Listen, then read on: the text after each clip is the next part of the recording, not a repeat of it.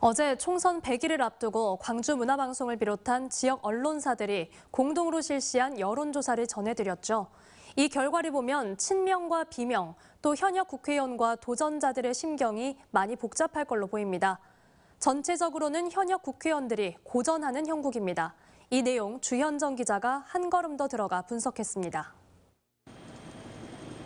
총선 100일을 앞두고 실시한 이번 여론조사의 특징은 현역 국회의원들이 고전하고 있다는 겁니다. 동남갑 윤영덕 의원은 현역 프리미엄에도 4위에 그쳤고 동남을 이병훈 의원은 오차범위 아니기는 하지만 원외 인사에 밀리는 결과가 나왔습니다. 현역 국회의원만 3명 나선 서구을에서는 김경만, 강은미, 양양자 의원 모두 고전을 면치 못했습니다.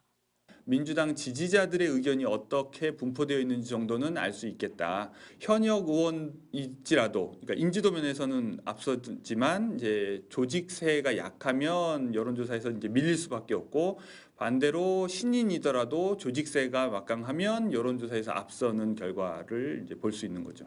이번에 여론조사를 실시한 곳은 광주 8개 선거 가운데 6곳인데 현역이 우세를 보인 곳은 서구 갑과 북구을, 광산구 갑 등 3곳입니다. 하지만 이들 현역 국회의원들도 마냥 웃을 수만은 없습니다.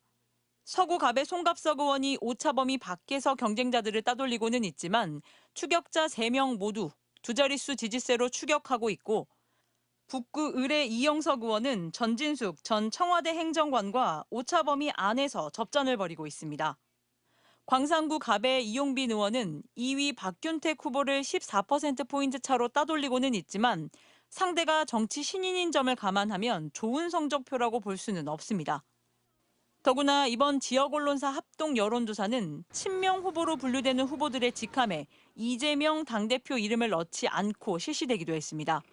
제한적이긴 하지만 그럼에도 불구하고 현역 교체에 대한 지역민들의 높은 의지를 확인한 여론조사로서 의미는 부여할 수 있다는 거죠.